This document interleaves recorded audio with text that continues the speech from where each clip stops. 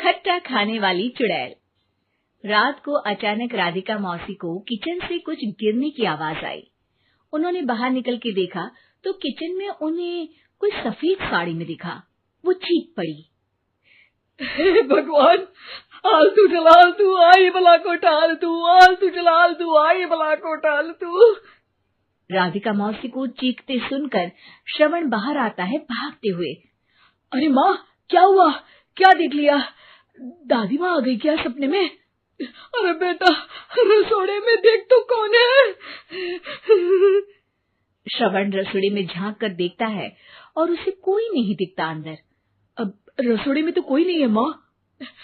कोई सफेद साड़ी में नहीं है क्या? नहीं माँ, कोई भी नहीं है। चिल्लम चिल्ली की आवाज सुनकर काजल भी वहां आ जाती है। अब क्या हो गया माँ जी? अरे बेटा, रसोड़े में एक चुड़ैल थी सफेद साड़ी में।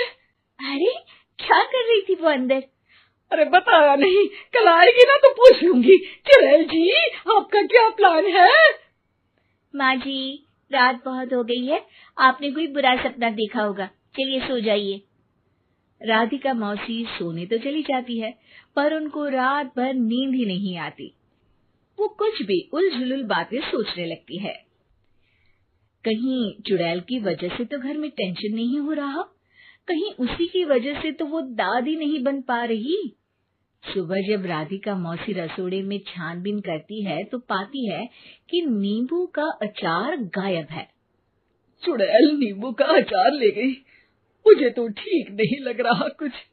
चुड़ैल को भी पता है कि जिंदगी का असली मजा तो खट्टे में ही है। राधिका मौसी झट से श्रवण को फोन कर देती है। बेटा, मुझे समस्या समझ में आ गई है, हमें एक तांत्रिक की जरूरत है। अरे क्या बोल रही हो माँ, तांत्रिक की क्या जरूरत है? आप पूजा पाठ तो कर ही रही हो ना। आलतू जलालतू मंत्र सारे फालतू जैसे कुछ मंत्र पढ़ो, चली जाएगी अपने आप चुड़ैल। अरे नहीं बेटा, कभी चुड़ैल को कम नहीं समझते। अरे तुझे पता भी नहीं चलेगा कि कभी वो छल करके काजल की जगह घर की बहू खुद बन जाएगी। क्या माँ, कुछ भी बोल रही हो? कहाँ काजल और कहाँ चुड़ैल? वैसे एक बात बताओ, काजल को अगर गाने के लिए बोल देना तो चुड़ैल काजल की आवाज सुनकर घर तो क्या, धरती लोग छोड़कर चली जाएगी। तुम ना पढ़े लिखे बच्चे हर चीज को मजाक समझते हो।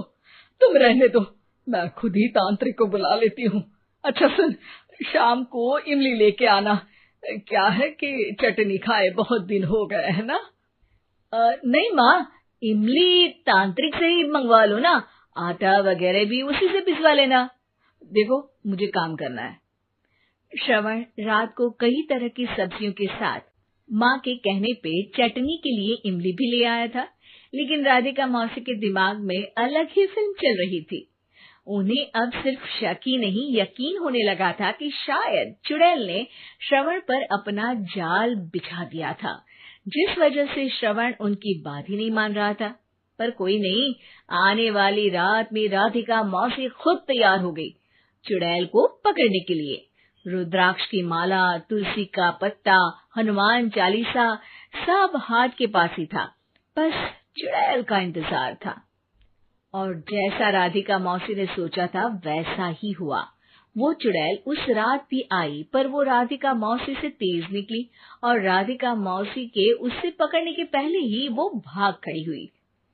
जरूर बहू पे साया है उस चुड़ैल का, तभी तो श्रवण के कमरे में गई है। और अगली सुबह राधिका मौसी पिछली रात हुए हमले में किन चीजों का नुकसान हुआ उसका हिसाब लगा रही थी। उनके खेमे से एक आम के अचार की शीशी भी गायब हो चुकी थी और वो इमली भी जो कल श्रवण लेकर आया था। राधिका मौसी इस बारे में सोच ही रही थी कि श्रवण जल्दी से रसोड़े में आकर दवाइयों की पोटली ढूंढने लगता है। अरे बेटा, क्या हो गया? अब माँ, वो काजल की तबीयत खराब है, बहुत घबराहट हो रही है उसे। हे भगवान, मैंने पहले ही कहा था कि तांत्रिक को बुला लेते हैं, पर नहीं, अब देखो उस चुड़ैल ने काजल को अपने वश में करना शुरू भी कर दिया है। हालांकि श्रवण भूतों में विश्वास नहीं करता था, पर अब वो भी डर जाता है। और राजी हो जाता है एक तांत्रिक को बुलाने के लिए। कुछ ही घंटों में तांत्रिक आ जाते हैं और राधिका मौसी तांत्रिक जी को सब बता देती है। घोर संकट, घनघोर संकट, चुड़ैल को मारू जोर चाकट, ओम भट स्वाहा खटखा के आहा। अरे ये क्या मंत्र है? मेरे खुद के ओरिजिनल मंत्र है, कल रात को ही लिखे हैं, अच्छे लगे तो दाद चाहूंगा। एक और मंत्र सुनो। अर्ज किया है आब्राकडाब्रा, दिल्ली बम्बई आगरा, चंदा मामा सोवरले सुरन मामू जारा। ये मंत्र है? अरे कोई 40 वालीसा पढ़ो ना।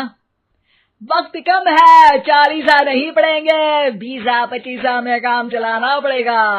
अलग निरंजन जाके लंदन, मुफ्त का मंजान घिस मेरे नंदन। अरे जल्दी करो तांत्रिक जी, जल्दी करो। तांत्रिक अपने उल झलूल मंत्र पढ़ने लगता है। श्रवण को तांत्रिक पे शक होता है। वो अपने एक डॉक्टर दोस्त को कॉल कर देता है ताकि कोई अनहोनी हो तो इमरजेंसी में चीजें मैनेज हो जाए। तांत्रिक धुनी रमाता है, जिसकी वजह से कमरे में काफी धुआं हो जाता है और जिसकी वजह से बहू की घबराहट बढ़ जाती है। अब भागेगी चुड़ैल। हाँ। बहू खांसते हुए धुएं से बचने के लिए बाहर चली जाती है। अरे भाग रही है, भाग रही है। पीछे पीछे श्रवण भी जाता है। बहू एक सोफे पर बैठ जाती है। तभी डॉक्टर दोस्त आ जाते हैं और श्रवण को पानी लाने के लिए कहते हैं। थोड़े चेकअप के बाद डॉक्टर कहते हैं, मेरे हिसाब से जाप का काम पूरा हो गया है। क्या मतलब? अरे कुछ भी नहीं माँ, कोई चुड़ैल नहीं है, खुशखबरी है, अब दादी बनने वाली है। मगर वो सब अचार के डब्बे। श्रवण दोनों अचार के डब्बे अपनी माँ को दिखाता है, जो कि उनके बिस्तर के नीचे छुपे हुए थे। आपने सही बोला था माँ, वो चुड़ैल काजल ही थी जो खट्टा खा रही थी। हमें कल ही पता चला, पर हमने आपको ये तांत्रिक वाला काम करने दिया ताकि आपको भरोसा हो जाए कि भूत वगैरह कुछ होता ही नहीं। अच्छा अच्छा, ये तो बड़ी खुशी की बात है, पर बेटा मुझे एक झाड़ू तो ला दे। क्यों माँ? ये तांत्रिक का भूत उतारती हूँ मैं। अब तांत्रिक राधा मौसी के डर से घर से भाग निकलता है और राधा मौसी उसके पीछे भागती है। अरे संकट ये घनघोर है, तांत्रिक मुआ चोर है।